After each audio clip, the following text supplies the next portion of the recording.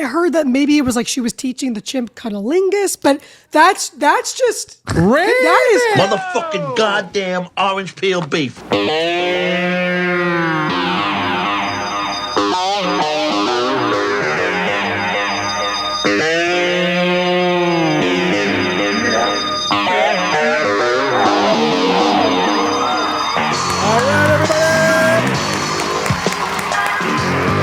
It's your Orange Peel Beef Gang is back. What's up, everybody? Welcome back to the show. It's 1 fucking hour time. Milestone episode, by the way, everybody. Congratulations, team, on 150 episodes of the show. We've hit it. Wow, 150. That's pretty crazy, right? Yeah, incredible. I mean, I think that deserves a... there we go. Okay. 150 episodes of the show, 150 hours of the program. Pretty insane. So congratulations, everybody. Thank you all for listening for that many hours. We appreciate it. So big deal here. Let me introduce you guys so I can let you talk. All right. So to my left, we got, of course, Miss Rémy Bennett. Rémy, welcome back to the show. Thank you for having me. Good evening. Of course. Good evening. Good evening. And to my right, as always, Mr. Marcus Herring. Mr. Marcus? Hey guys, good to be here. Hello. Having this be 150, our episode 150 is the most definitive list of how many movies I've seen. I think so. I've seen at least 150 movies now. Yeah. Perfect. Yeah, exactly. It's an incredible record, yeah. It is, right? It's an insane record of not only the movies we've seen, but, like 150 hangouts with your friends and that's true. We started this almost 5 years ago now, which is crazy to think. During the pandemic, everyone's in lockdown, and here we are just kind of starting a movie club, sort of a book club, talking about our favorite movies and finding common ground and just picking apart weird esoteric details of all these film, these under-discussed sort of details and getting into it. So we appreciate you all for being along for the ride for this, and especially because at the end of last week's episode, we sort of announced what we're doing for the whole year. Yes, for the rest of this year, because it's episode 150, we're going to be looking at tonight a movie from 1950. So, of course, that means next week we're getting into 1951 and the week after 1952. And we're going to ride that train all the way until probably the 2000s. Probably. So it's going to be a long train of 1 year or one film per year as it correlates to the episode number of the show. Gives us sort of an annual framework. We're calling it One Fucking Year, the series. So here we are to start it out, celebrating our 150th episode. It's going to be really interesting to see how filmmaking progresses through the next evolves and it is plays off of one another and I think for some people, I don't think we've covered a single film from the 50s. We've done 30s, we've done some 60s, but we haven't done many 50s films. So I'm very excited to get into it because there's some monster classics in this decade, and it was extremely difficult. Let me just say it was extremely difficult to narrow down what tonight's movie is going to be, okay? Because there's so many great options. This is a killer year, 1950 for movies. Yeah. If you check a list of the movies that came out this year, there's of course tonight's movie, which we should mention. We're doing 1 fucking hour on Sunset Boulevard, a monster classic. But there's All About Eve. Okay, there's people requested that in the comments last week. There was also Nicholas Ray's In a Lonely Place, which we were really this close to doing. But at the last minute sort of pivoted to this because this is just kind of the most epic film of the year in so many ways. I mean, and one of the most deranged and debased films, which we'll get into, and it's about Hollywood, so it's a good way to kick all this off. Absolutely, right? So. Yeah, absolutely. And inspired so much. So much. And seriously, a masterpiece in every sense of the word, a classic that holds up to today. I mean, it's if you've never seen it or you haven't seen it in a while, it is a treat to watch. Never gets old. It's one of those timeless, magic, lightning in a bottle, as you said before we recorded, Marcus, movies that I'm very excited to get into. Oh, and the other film we considered for tonight was Gun Crazy, another great 1950 movie, but I just felt like Sunset Boulevard has so much meat on the bone that I feel like we should really pick this one first. So All right. Okay. I'm going to give a quick shout out to, real quick before we get into this, everybody, the One Fucking Hour Patreon. Patreon.com/1fucking-hour is where you can sign up for just $5 a month, and it is patreon.com/1fucking-hour. Gives you instant access to all of our bonus episodes in our archive, and gives you 24-hour plus early access to every episode that we drop. And it's also the best way to support Tom Fitzgerald, our One Fucking Hour brother, who is on a medical leave of absence for the time being. And we're donating 100% of the Patreon funds directly to Tom. So if you want to support Tom, we love you. That's the best way to do that. If you want all your bonus content up on YouTube instead of Patreon and want to support Tom, you can find the join button underneath this video. Click that. Same price, same benefits, and we appreciate the support. Nonetheless, we have a new bonus episode that will be dropping maybe by the time this is out, or soon. We're in the process of actually recording it. But the New York Times put out a list of, I think, the top 100 films of the 21st century. And I told you guys, don't look at it because we'll react to it on the fly. So that's what we're going to do. We're going to react to the top 100 films of the 21st century as published by the New York Times. See if they got it right or got it way fucking wrong. What do you think, Marcus? You think it's going to be... What do you think? I think I might have a few quibbles. Some quibbles? Yeah.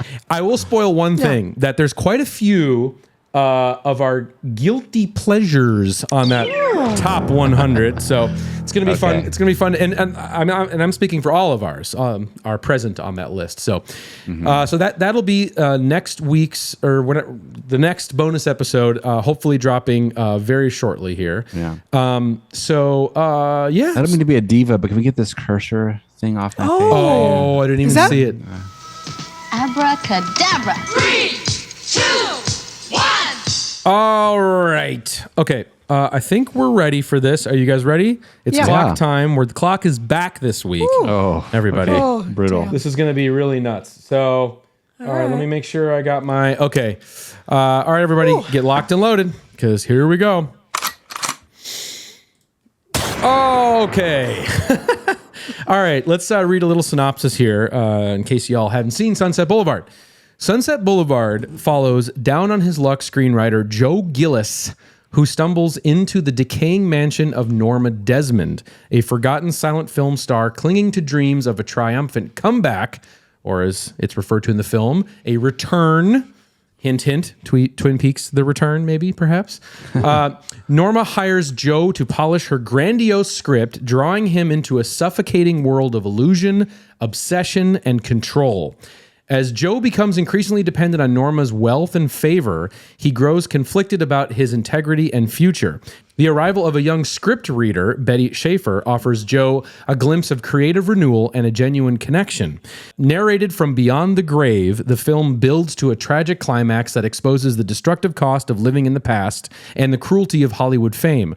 Widely regarded as a legendary masterpiece, Sunset Boulevard's sharp critique of the Hollywood film industry, unforgettable performances, and enduring influence on cinema have secured its place as one of the greatest films ever made. And of course, it's directed by the great Billy Wilder, who maybe directed some of the greatest movies in all genres of film. You know, I mean, he's really one of the best. He's really one of the best. The Apartment is absolutely, masterpiece, fantastic. This movie, of course. Some Like It Hot. Some Like It Hot, Sabrina.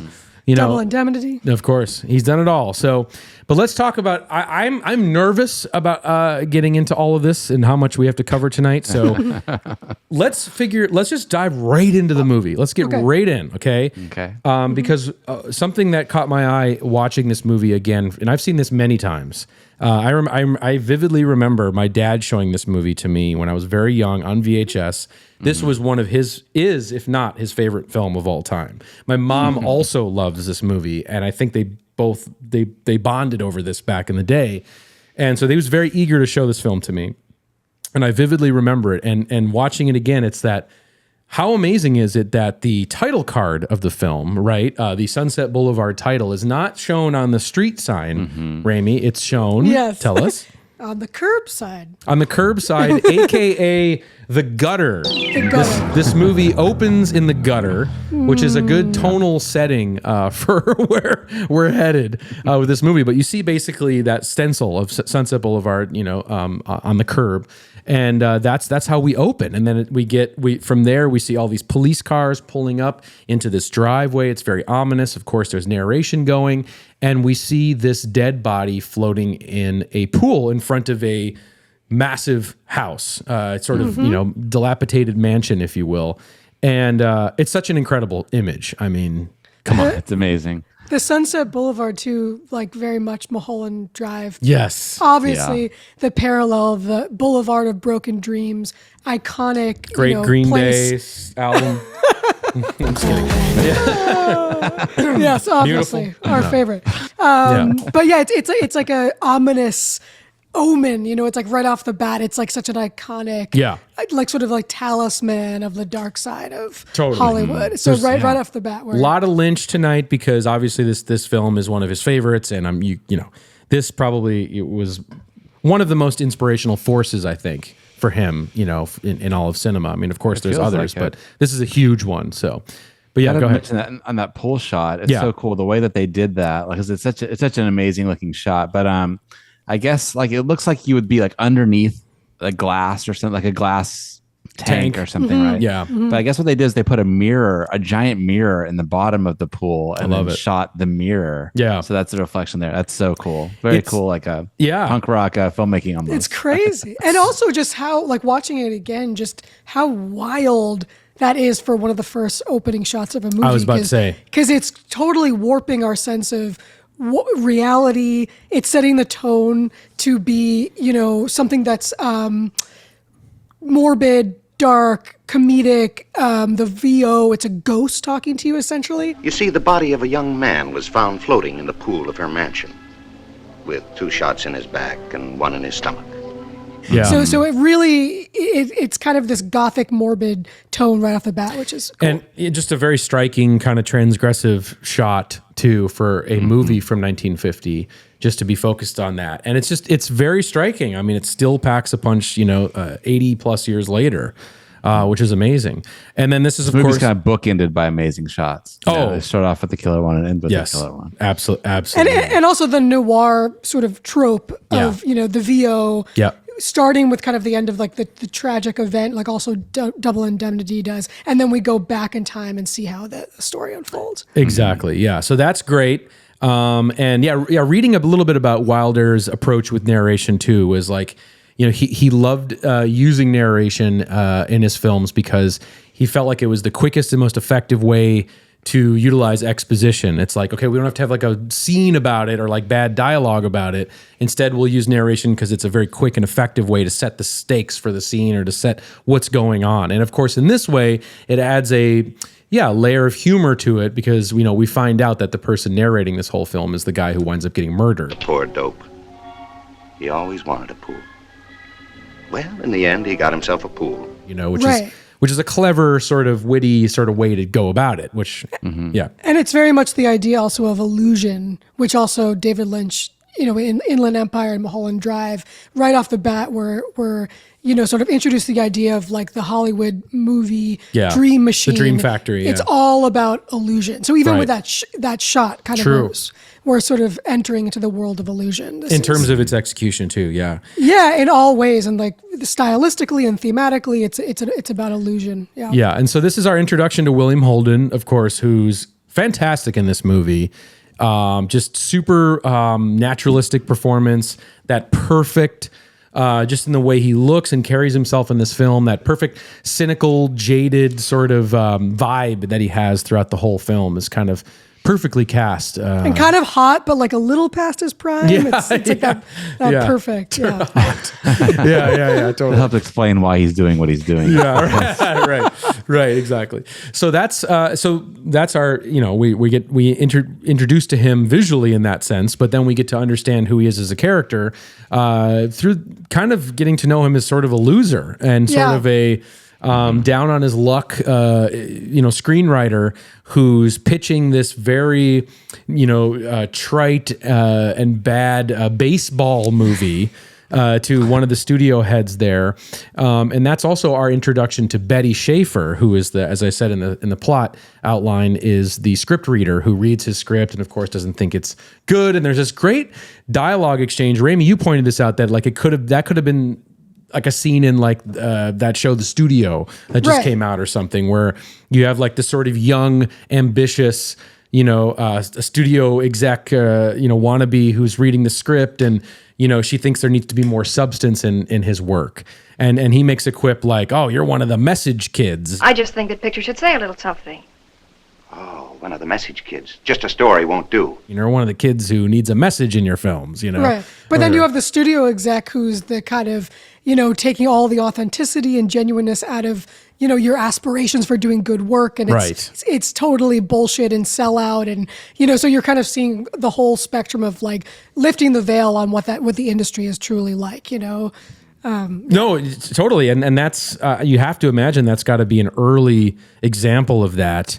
I mean, sure, there have been movies about, movies about making movies before this. Of course, there's several, even from this year, in fact.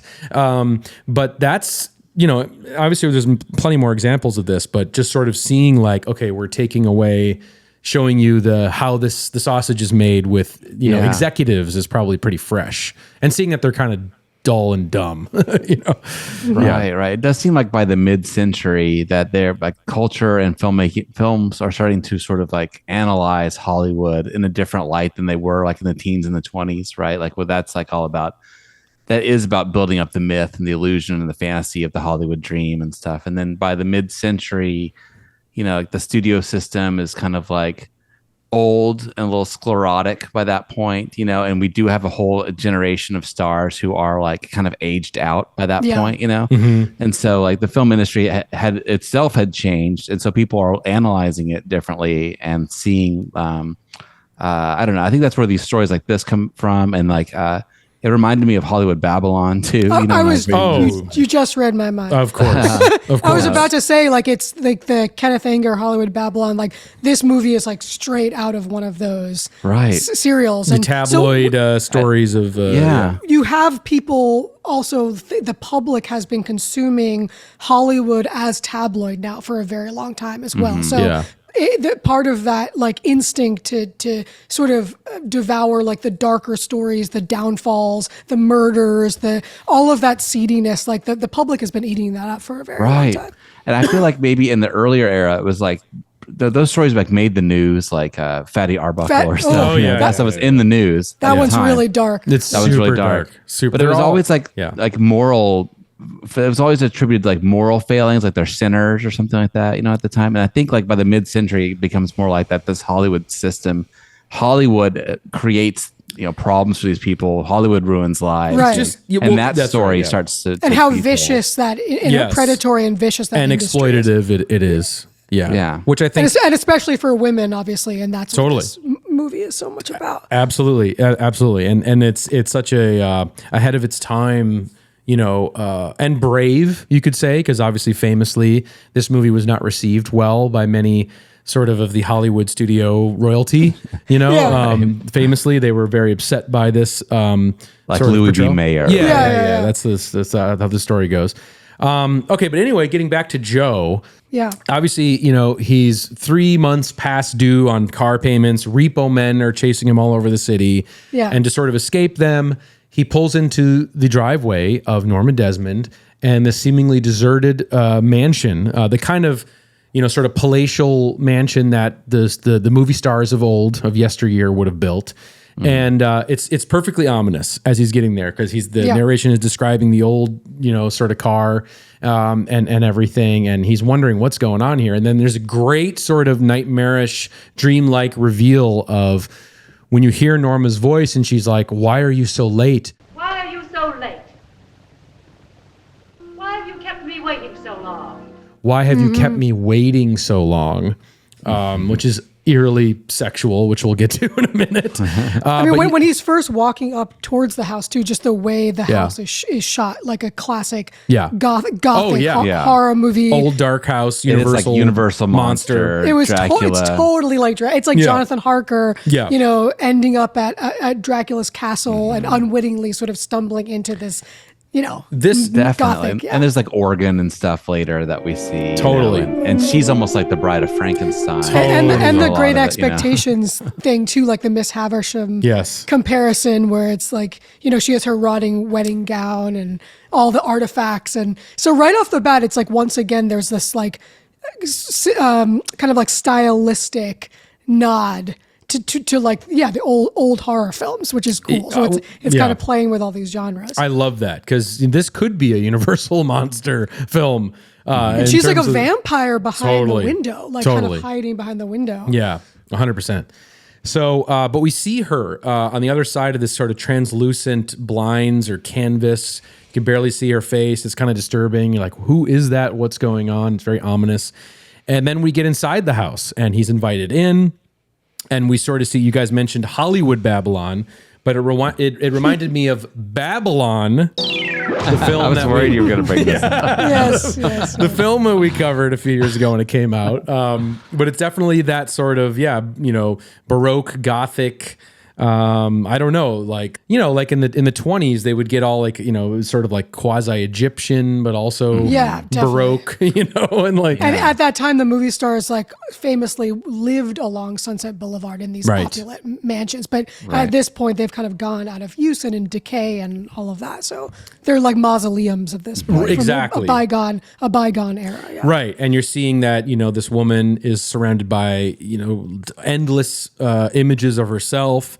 She's very cut off, from the real world, and it's a clear sign that whoever lives in this house the world has moved on past them. It sort of echoes to me Citizen Kane in a way of like Charles Foster Kane's house in terms of like all the junk, all the knickknacks and things that he's collected all over the, but also cut himself off from reality.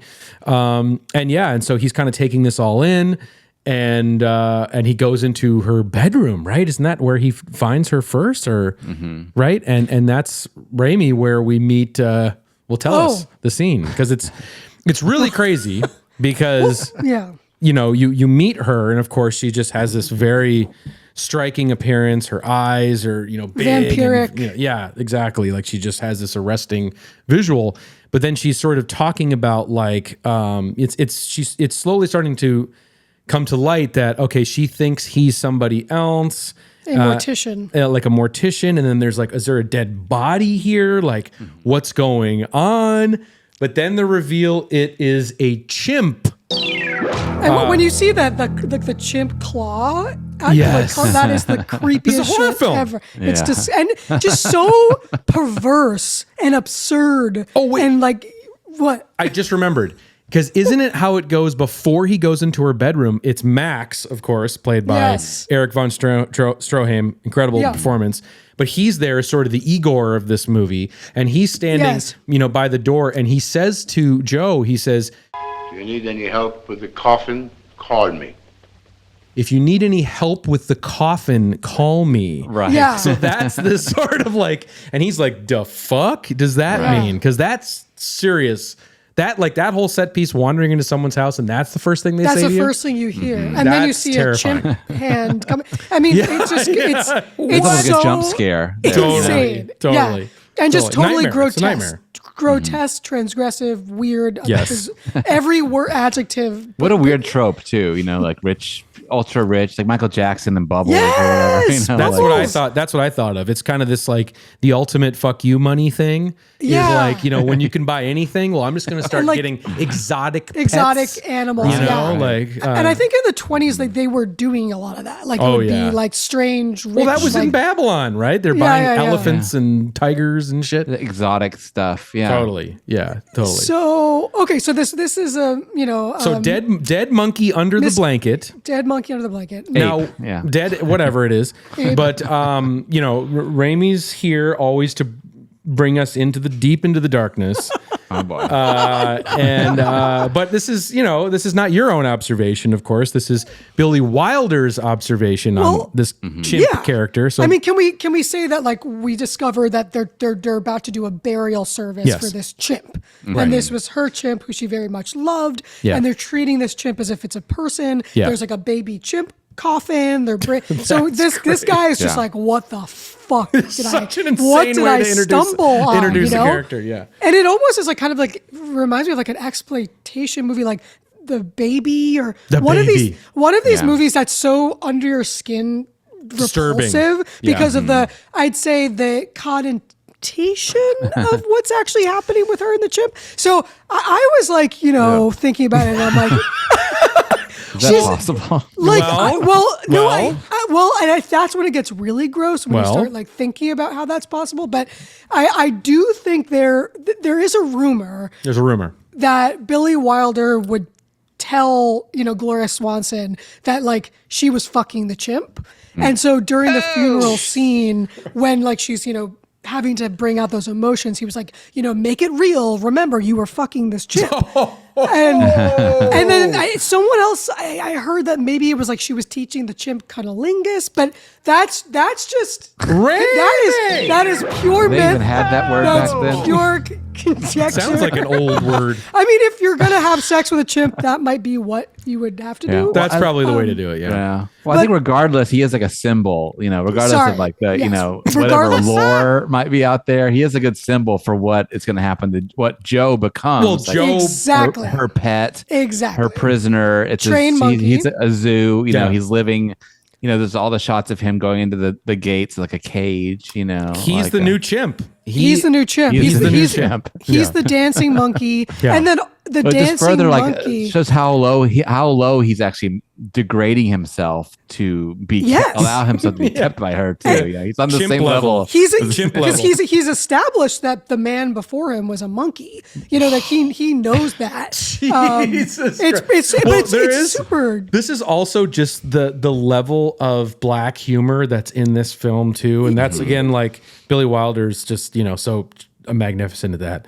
And like when there is the last rites for the chimp scene, which is incredible, when they're just like bringing out this little coffin and he's looking at it from across the way from the guest house, and his voiceover is something like, "He must have been an important chimp" or something like that. And it's just like so good, man, so good. Also, like so the chimp is her companion, which is super super dark, regardless of the cunnilingus or not. That signals like how disturbingly lonely this person was. Also, all actors are really just dancing chimps. And I think also it's like a symbol of like what she became, what all actors became in the Hollywood system. They were put under these contracts. They were basically held prisoner by the system, fed like drugs. Little Judy Garland was like fed speed and amphetamines We to talked lose about that weight on and keep going. And on the Wizard of Oz episode, it was right. And the shout out in that in the archives, like and just in terms of like they it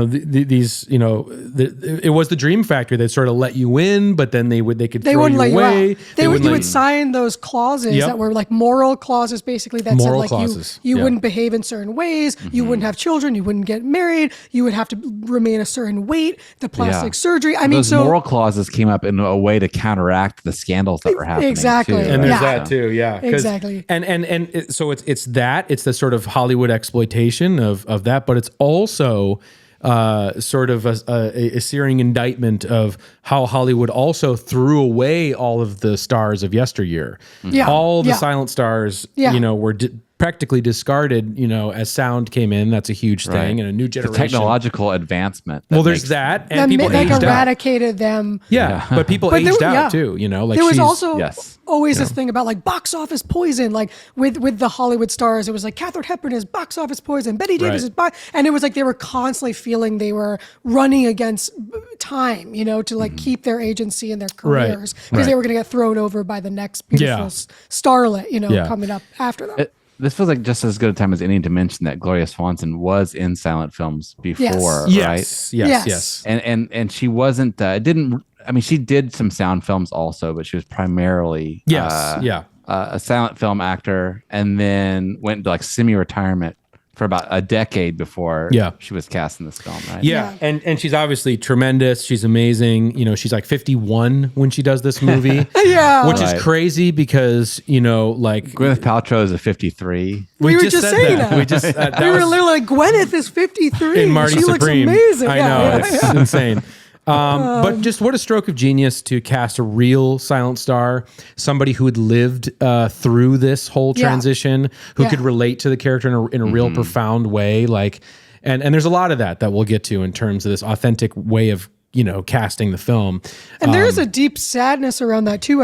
As like grotesque and sort of like ghoulish this character is, there is a sadness that I do empathize with. Absolutely. To a certain extent. Yeah. Like that is a very sad thing to reckon with, that like all of your, you know, your achievements, your career, your sense of agency has been completely eradicated because of, like you said, this technological sort of event. Yeah, she's a product. She's a traumatized product of, you know, a lot of, you know, that having that exposure to being a huge worldwide star at a very young age. I'm sure, at like a brand new sort of form of entertainment.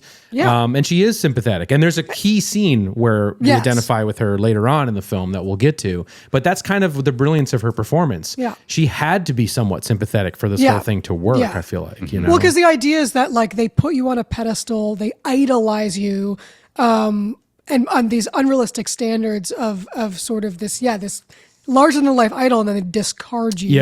So then the fall is even more heartbreaking and tragic and traumatic. Oh, and the way this movie is structured is that sympathy that you have for her comes later, as Evan said, but then this early part is sort of making her out to be like a buffoon and like a monster, and you're not feeling sympathetic for her at first, right? And like the delusion, it's almost like Count Orloff keeping him prisoner. Yes, 100%. Exactly. Yeah, totally. And even as the movie progresses, I even though she's very controlling and manipulative with guilt and things like that, as we'll get into, I don't think I think you could make an argument that not everything that she's doing to Joe, she is 100% aware of, you know, either. I think that, you know, she is so damaged that this is just, her. The manipulation and coercion, you know, is part of desperation. Her desperation, but also the fact that he is such a rotten character in a lot of ways as well. Yeah. You know what I mean? That let's get to that. Okay. Yeah. Let's get to that. So basically Norma,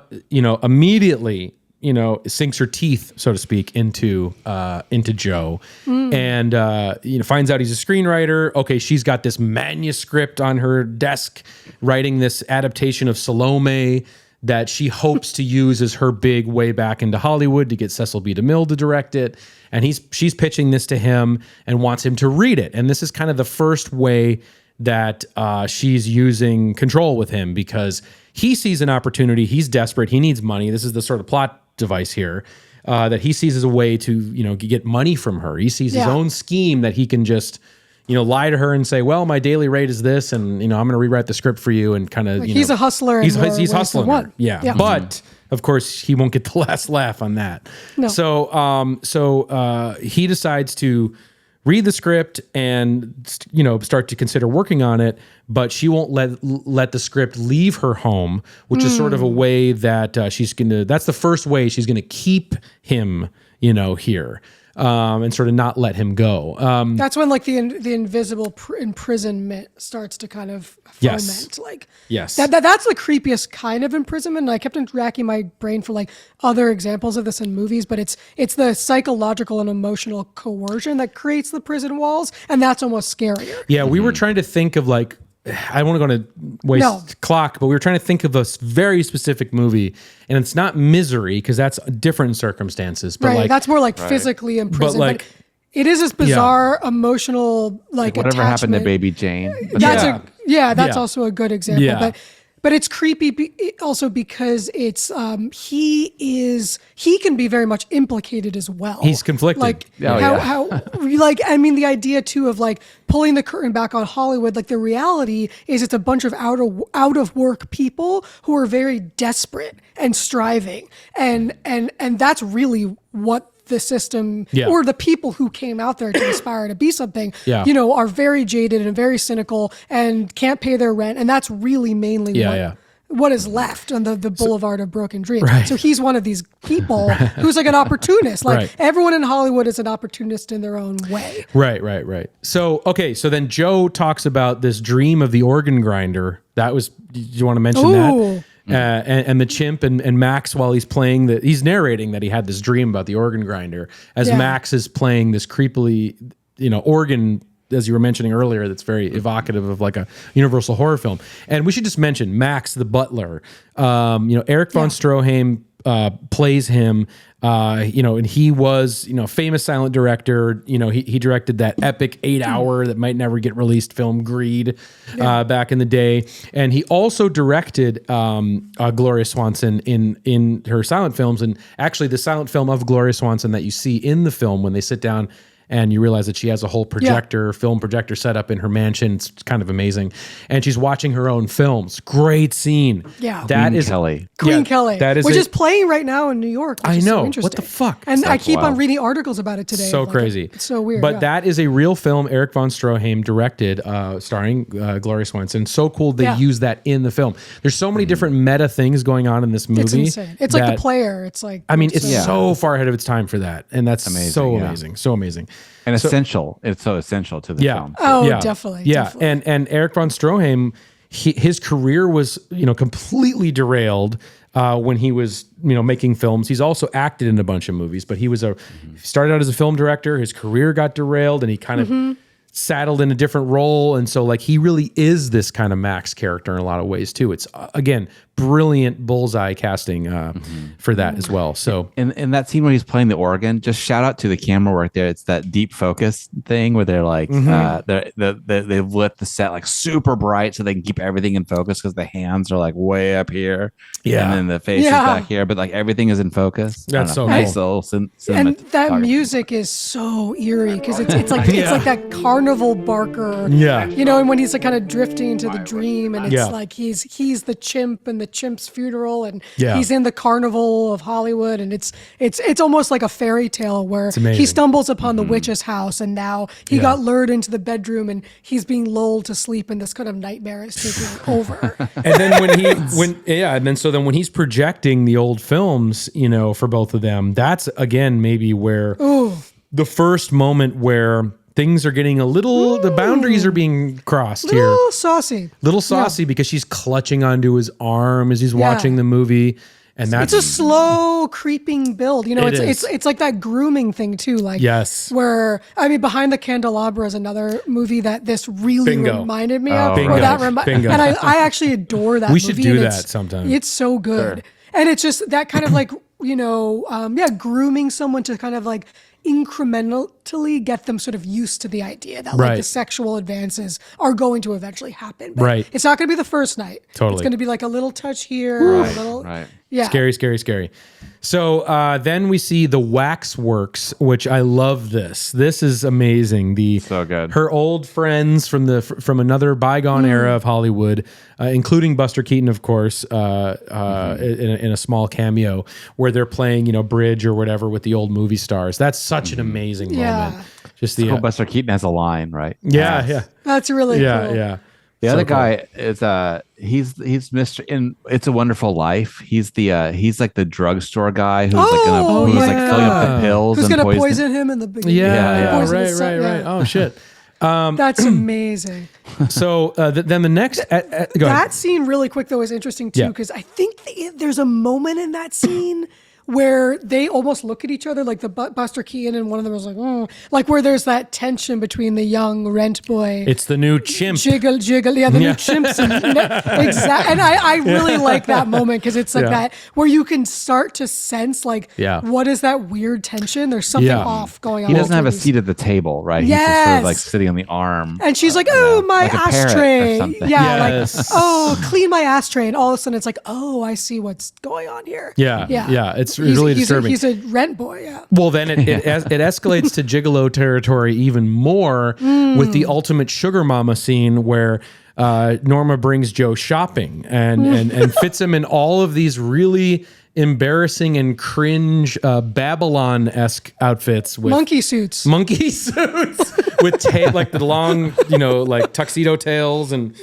camel hair suits and with like solid gold cigarette cases and cufflinks. And, right. It's like, geez. And so it's like, oh boy. And then it's hard to tell that the styles are out of style. Sometimes like he's like saying, he's commenting like it's in leopard print, and like that's us. That's our cue to know that it's out of style or that's old fashioned. It's hard. Sometimes it's hard to look at the 50s. There's other would have moments been in fashion and not. Yeah. There's other moments like that we'll get to that are kind of amazing, and we'll get that in a second. But the moment when the shopkeeper, Evan. Oh, I was about to say. I was about to say. I mean, that's just like, oh my God, where the shopkeeper salesman is like, well, if the lady's paying. Well, as long as the lady's paying for it, why not take the vacuum?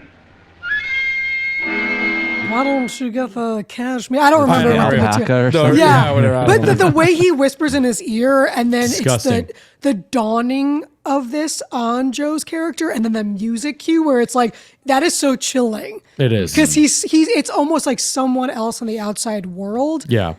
Making a comment that makes him reflect on, oh fuck, I'm really a gigolo, yeah, right? I'm a it's gigolo. like right. We're all kind of bleeding her together, right? Like that's what the shopkeepers like sort of insinuate. That like as well. We're all milking this cow. Yeah, totally. We're all What difference does it make, sir? And I mean the gigolo thing too with the sex work in LA. I just want to quickly bring that up again. And obviously, I love this topic so much. And I mean, because in Inland Empire, Mulholland Drive, yes. And I think so much of what Lynch was inspired by for those movies, I think is also a reflection of this topic where, like Louise Brooks famously said, like, you don't get cast in the audition room, it's on the casting couch. Right. Marilyn Monroe said, like, Hollywood is just an overrun brothel. Yep. Like, all these women were shipped in winning contests, and then they were joining brothels. Like, Day of the Locust, which is amazing. I mean, the movie is incredible. Got to do that. And very similar to this, but the book came out in 1930, right, Nathaniel? Right, West. yeah, So yeah. they're all prostitutes, so it's like the people who actually become stars, that's the lie, that's the illusion. The rest of them are waitresses or prostitutes and sex workers. Right. So like him even being a sex worker or a gigolo, like these are a lot of arrangements that are being made in Hollywood that just are behind the scenes, basically. Insane. Yeah. It's a transaction. It's all a transaction. Right. Yeah. Quick Mulholland Drive just reminded me that Coco was like an old film star too. Coco. Remember? Oh, hi, Coco. Yes, Coco. I love Coco. Did Coco have a monkey? Did someone have a monkey in that? Well, there's Coco the talking gorilla. No, but wasn't there a monkey in Mulholland Drive when they opened like maybe where Coco lived? Well, there's a maybe monkey in Coco Twin Peaks, did have a monkey. No, I think one of the we got to look this up. But one of Guys, the did characters Coco have a monkey? or Comment. the psychic woman had a monkey. I think one of them had a monkey. Someone had a was monkey. Like, yeah. was it pooping? I don't know. Anyway. Okay, Ram. That's a dog. I think. Okay, all right. That's a we dog. got to get back because we 25 minutes already left. Okay, this is crazy. Okay. All right, so next escalation of gigolo status is when it's revealed that Joe is now moving into the husband's room. Nothing is more disturbing than the husband's room. Yeah. And you learn that that's where all the husbands and chimps have lived, for the over the course of her life. Chimps. But Max shows us a very disturbing detail, which is that there are no locks, no doorknobs on any of the doors. And that's just like really disturbing on multiple levels, not only because we learn that she's got a suicidal sort of tendencies, if you will. Yeah. With some of the things that have happened with her over the years, but also that kind of is like, well, there's just nowhere to escape now in this house. Like there's nowhere you can go for privacy. There's nowhere we can access you. And also the fact that there's no lock speaks to the psychological coercion. It's not saying I'm locking you in. It's saying there are no locks. Right. But you're still trapped here. Exactly. And I can walk in whenever I want. Totally. Exactly. So it's super creepy. Exactly. And that's where Max also decides to divulge that he's the one that's been sending all the fan letters, continuing to write the fan letters to her. Very disturbing, very sad. That enabling exactly force in her life. Which is that's what that's Max's role. I mean, he's who's also feeding trapping her in that self-delusion. Yes. Yes. So that he can stay there. Yes. Or he can still be in her life. And or her he's orbit. Yeah. Or he's conflicted on an emotional level too, somewhat, like from, I'm sure he cares about her in some way, but he also is completely keeping her perpetually in this fantasy world. I guess he is in love with her, or else he wouldn't be there. Yeah. He has, unless he just needs a place to stay. Right? I don't know. I think it's like maybe It's a codependency. Dependency, major, for sure. major, Major. Like keep each other sick and demented, Right. so we can't leave each other's side. So, yeah. So now we have the New Year's Eve party, the dual New Year's Eve parties, where, of course, it's like, let's get it kind of reminded me of, Marcus, the Coreys a little bit. Hiring the band, for a party of two. Right. Right. And the chorus is about Hollywood chewing you up and spitting you out. True. Too, Oh, there you go. 100%. There you go. Shout out to Marcus's in birthday the episode. saddest way of all time. Yeah. So, solo party for the two of them, very extravagant, food, cake, and a band for the whole deal. And this is where Joe does say in the narration, I felt caught like that cigarette in that contraption on her finger. And this is where he's really feeling that he's stuck. And then this is where we also learn that he's starting to sneak out at night, and he's starting to, meet up and do other things. And he decides to get out of the house and leave and go to another New Year's Eve party where his buddy is, and of course, Betty Schaefer. Betty, again, another Lynch. Yes. What's her name? Betty from Mulholland Drive. Yeah, Mulholland Drive. Yeah. And so Naomi Watts' right. persona. That's right. So, and then he realizes that his buddy's dating her, Miss Schaefer. Really trippy to see a young Jack Webb there, from Dragnet. Oh, yeah. Yeah, of course. Yeah. He's like cutting up and, telling jokes and stuff. Yeah. He's usually very serious. Totally. But there's something also interesting about that moment of him escaping too, Mm-hmm. because it almost feels like out of a cult or something like that, where someone's able to finally cross that line, but there's this, and then he's embarrassed to show his suit that he's got the monkey suit on, because that umbilical cord is that invisible chain is still there, and he breaks free for a moment, and all of a sudden he's kind of realizing I'm not I'm different, I'm wearing this weird suit, I'm suddenly out of time, I'm out of reality, and that lively New Year's Eve party crazy. seems Holy like shit. But these are like the young folk and his contemporaries, and this is like who he should be with. And they're just kind of like, what that's very disturbing. Yeah, it's he's really totally lost his way. And but then he sees Betty, and they go off into the bathroom and start talking, and Joe's coming onto her very strong. Yes. And just in that moment, he realizes he calls back at the house, and then Max is there and says, Madame got the razor from your room and cut her wrists. Hang up the phone. And he's out of there straight away. And then he's trapped. Like, you're like, oh my God, that emotional dependency is so strong. It's so scary. So he races back, and then he sees her, with bandages on her wrists, and she's like, go away, I'll do it again, and it's a very kind of eerie scene there, very well played by William Holden, where he's like, Happy New Year, Norma, it's like, whoa. And the emotional manipulation, like it's almost like you're seeing him like surrender to it in a way. Yeah. And even though it fades to black, and you can see from the way she wraps her hands around his head and stuff, like, what's coming next. Yep. Yeah. Cunnilingus. Yeah. God, lots of cunnilingus. Chimp stuff. But what's very disturbing out of that, where like, it's like as you were saying, this is where the guilt is being put on the strongest, and this is like really where he's probably going to be in for good now. Yeah, like almost like he's crossed over. This is another threshold. He can't quite go back. Yeah, exactly. But they pair the scene with, and I think it's very intentional. And you had to do things to get around the censors and you had to rely on subtext and suggestion back in these days. And I think Billy Wilder does it excellently here, because the next scene is everything's happy, everything's cheerful because we're up by the pool. Yeah. And of course, Joe's always talking about that pool and wanting that pool.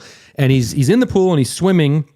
Full gigolo. It's the biggest gigolo fucking Richard Gere gigolo fucking moment in the movie when he gets out of the pool and she's there right there, and then he puts a towel around him, and then she starts drying him off in this very sort of sexual subtext creepy way. That says everything. If anyone wants to know, are they sleeping together, you can tell just in the body language of that exact scene right there, and that's the brilliance of, playing and it he's subtle.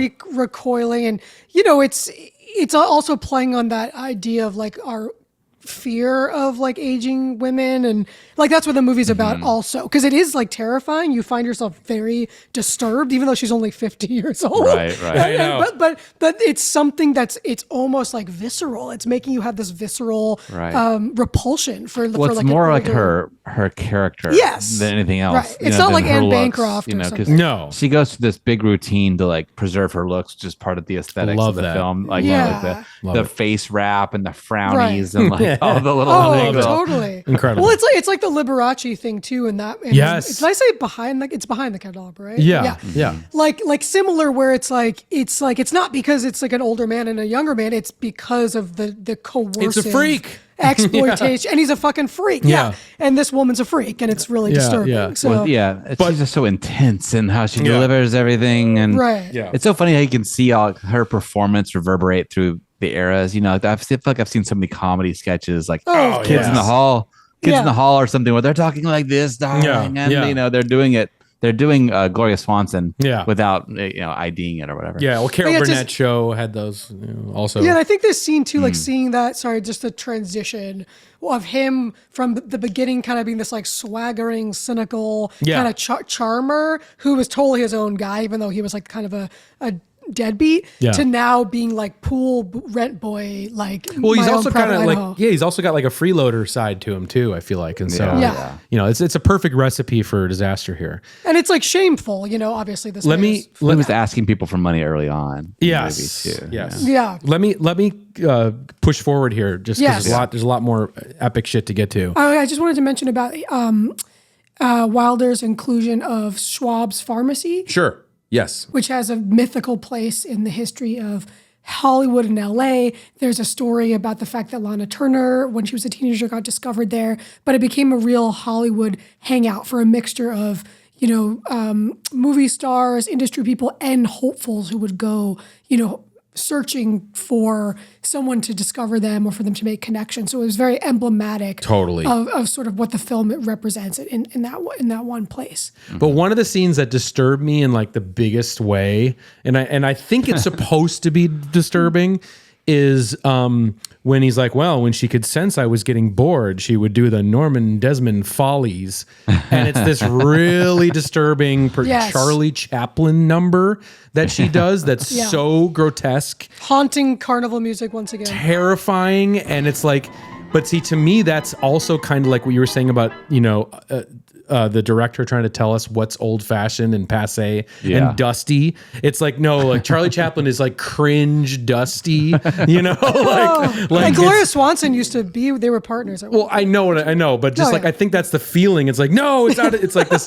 out of date, terrifying, dusty, like Chaplin thing, but it's recontextualizing it in this really terrifying It's Day of the Locusts, like Happy too. Birthday, Mr. President. Yeah.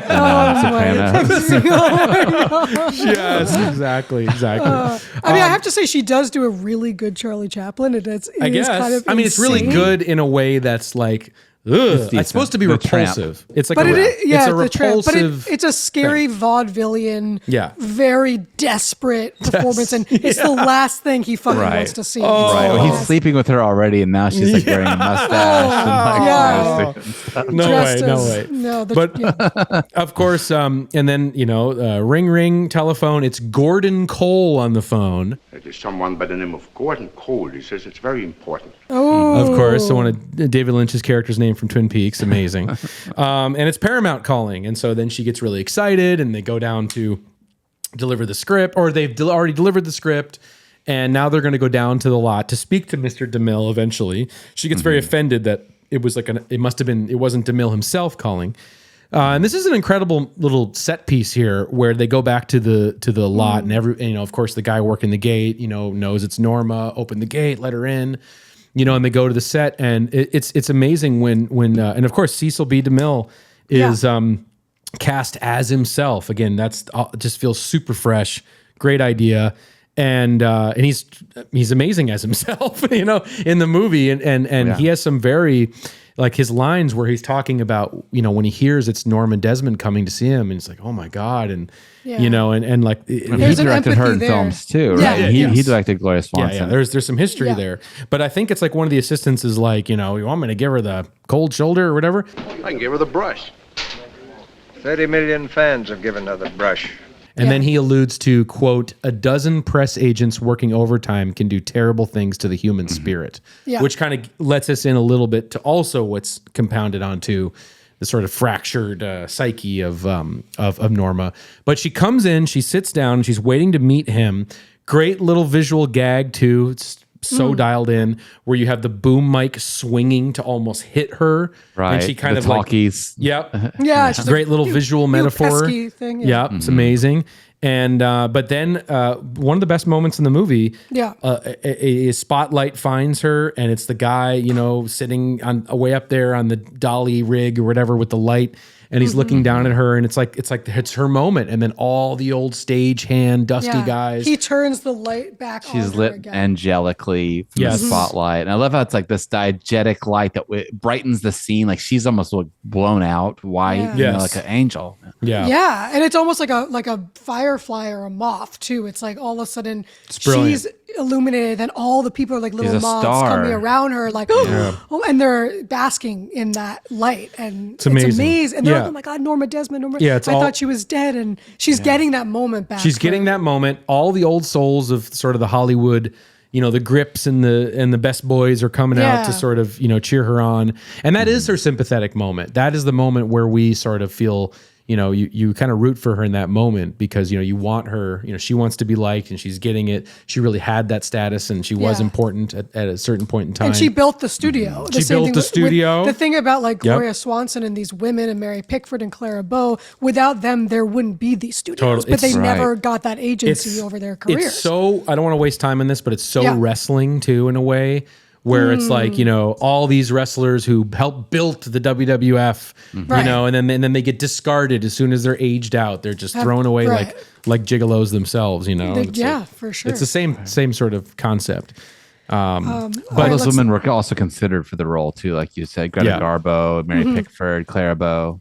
But they were offended. Some of them were offended at the idea of this movie, but Norma or Gloria understood it. So then it's revealed that Paramount wasn't calling to be like, "Hey, we want to make your movie." No, it's we want to rent your car for another movie, which is like this perfect, just it couldn't be more perfect for the plot of the film. But she still believes that, and she walks away still. No one has the heart to tell her that we didn't like the script, and no, sorry. They don't have the heart to do that to her because they know how that would break her. And so she walks away from the studio basically believing her movie's going to get made. And then we enter, as Marcus alluded to earlier, this beauty regimen montage that's incredible. And very like Joan Crawford, Mommy Dearest also. Yes. Like I think that's another movie that... But almost like science fiction element to it as well.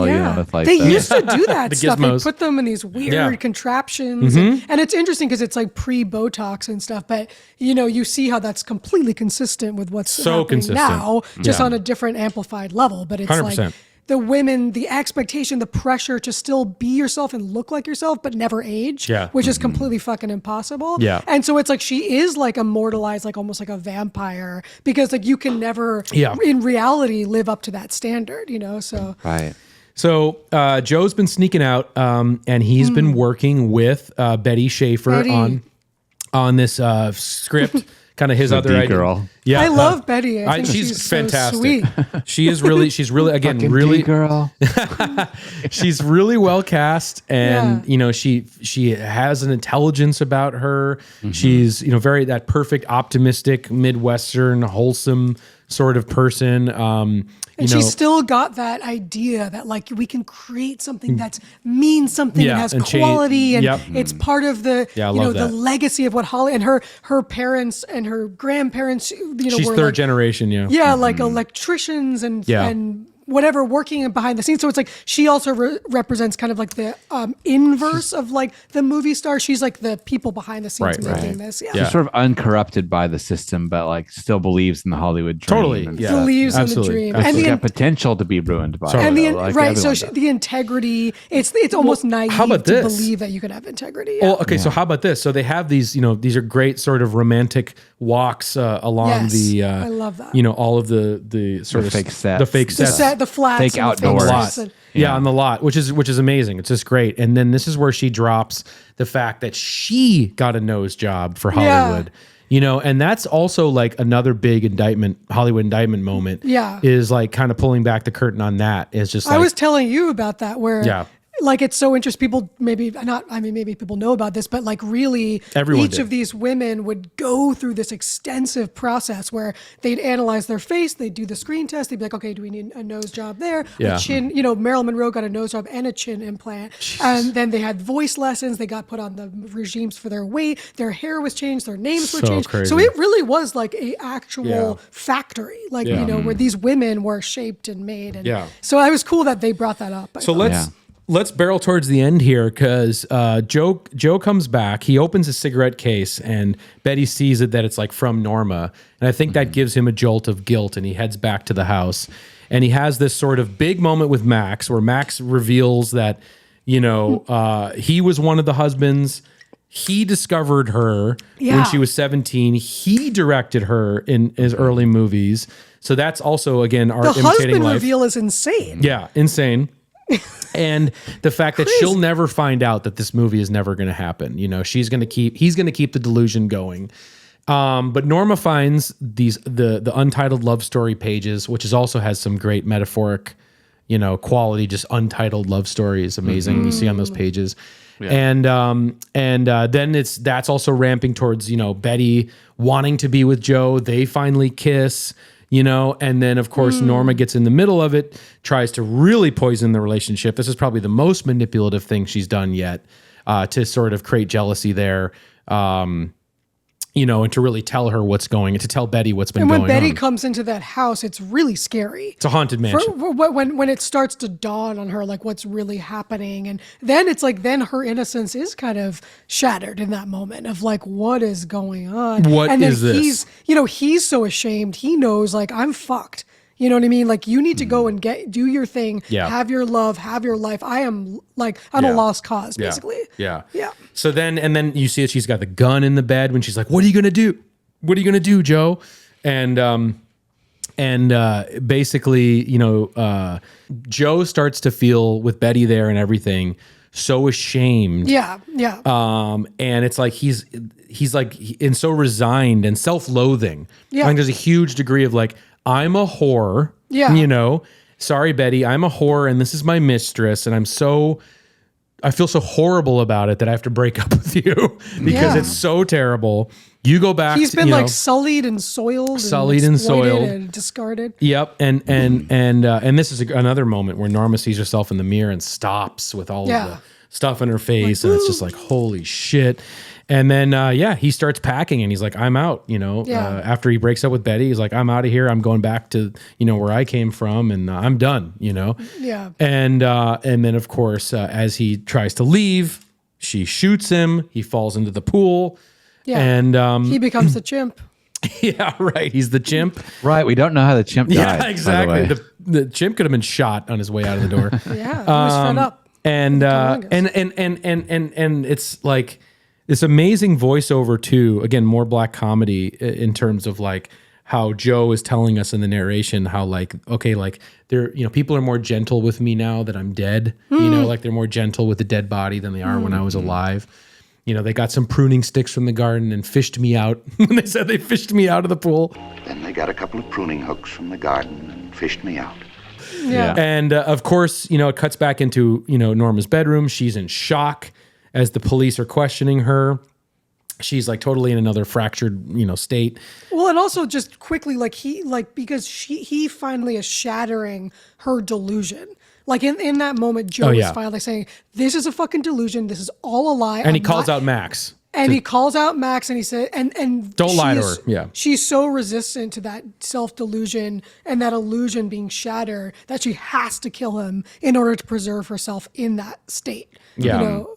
Yeah, so she can live in that fantasy world. Yeah, forever. in that fantasy, trapped in that fantasy world. Like Diane Selwyn is the fantasy in Mulholland Drive. Like she 100%. Wants to live in the fantasy. Totally. Yeah, and it's so well executed, and again, miles ahead of its time in terms of, you know, and just an unbelievably inspired idea where like the cops, you know, are like, okay, we can manipulate her out of the room if we play into her delusion and sort of say, okay, well, there's news people, the media is down, the tabloid media and their cameras are here downstairs to cover it's very Baby Jane too. To cover and again, real life people like had something that's Hedda real Hopper. life. Right, real life gossip columnist playing a gossip columnist, and that's the perfect way to end it. That ultimately it becomes a tabloid, gossip rag tabloid, and and that's also an indictment and a commentary on like really what that whole like she Hollywood gets what she blood sport wants. She like gets her return, but for all the wrong reasons. She becomes infamous for committing a crime and regains that celebrity probably ultimately. But also the way that as fans we are like rabidly, you know, hungry for sort of bloodlust and this is one of the best scripts of all time. This is like top 5 scripts. So it's totally like making that kind of parallel between like we want to idolize the stars and then we want to see their downfall and then we want to like sniff after like their dead bodies and and so then and like all the tabloids so they play into her delusion. It gets even more perfect as Max now assumes the role of the director again. So he kind of asserts his own sort of autonomy here in kind of becoming the director for her again, bookending her career in a Salome too. So that's like another symbol. Yes, and tells her to walk down the stairs. And she walks down the stairs and she gives this, and all the bystanders as they're looking at her and everything, it's very dreamlike. And then she basically gives this speech, which is very like, it's intense and emotional, where she's just like, you know, I'm glad to be back. Thank you everybody for allowing me this one more time, you know, to get the band back together and to do this again. It's unbelievable. That's crushing. You know, and she's got her moment in front of the camera, and then of course we end on this iconic shot of her as she, you know, goes into the camera and it kind of fades into white. I'm ready for my close up. Yeah, of course, I'm ready for my close up, Mr. DeVille. You know, the sort most of iconic line from the movie. Just fantastic, incredible, and this movie. I mean, it could be filed in the horror section. You know? It is like a horror movie. It really is a horror film. Because Hollywood is a horror movie. Totally. You know, and that's why like Inland Empire is perfect. But it could be a comedy too. So it's like, you know, it just really defies genre. It really does. And it's up for a movie from 1950. I think some people will be like, I don't know if I want to watch a movie from 1950 or not, you know? But like, it's got this amazing pacing, you know, like there's no downtime, there's no boring time. There's no like weird lag between lines or anything. You know what I mean? Like it's such a well-made movie. No, like, it is all Billy Wilder. One thing I wanted to say before the clock was out too on about Billy Wilder, you know, as just, you know, a brilliant guy, but you know, he also comes like something we were reading about him too. That's just so unbelievable is that, you know, obviously he's Polish, I believe. And he Austrian, I think. Or maybe he's Austrian, born in Poland or something. He's Austrian. And, you know, it's hard to imagine that just, you know, 6 years before this movie, he's directing Double Indemnity and his parents are being killed in concentration camps.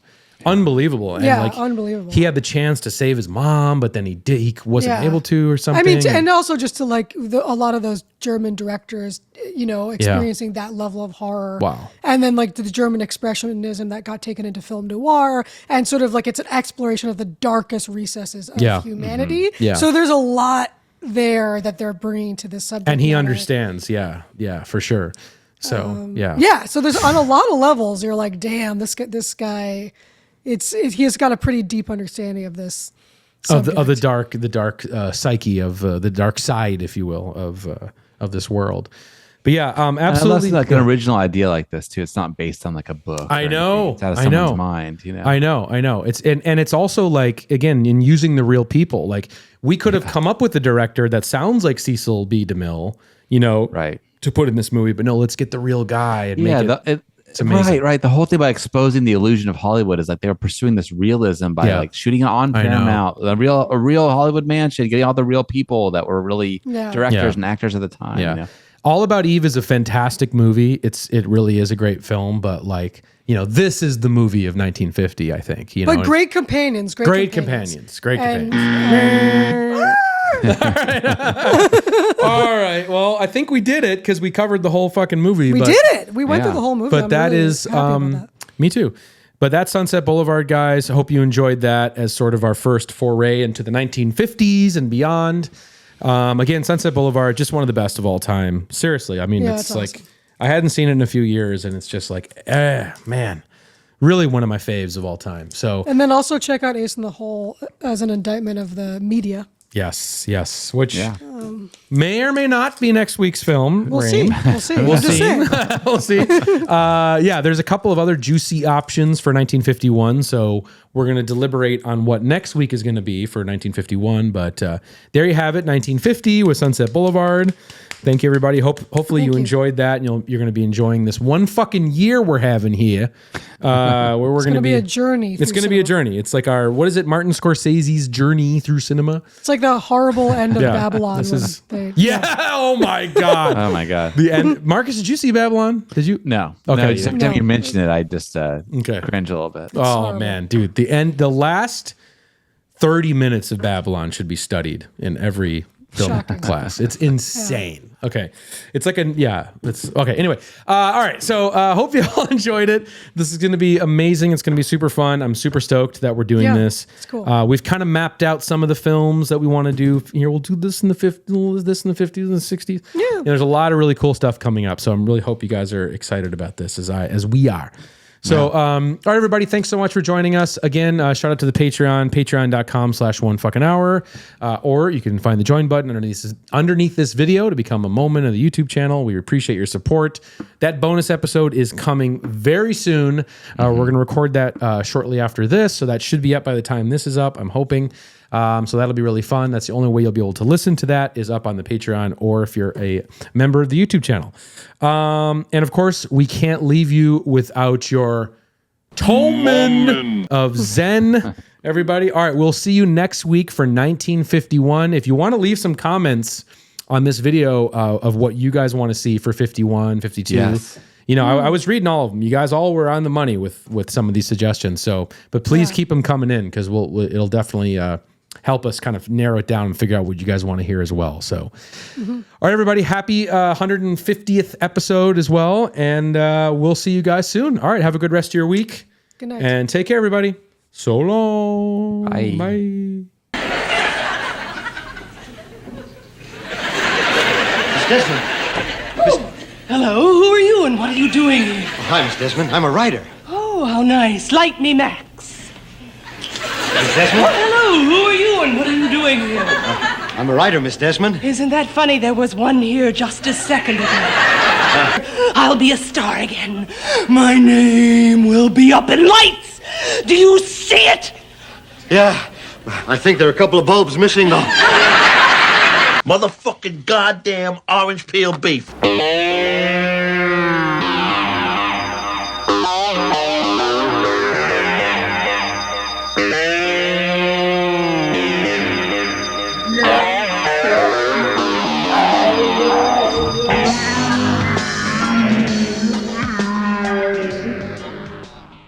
That was wicked, man.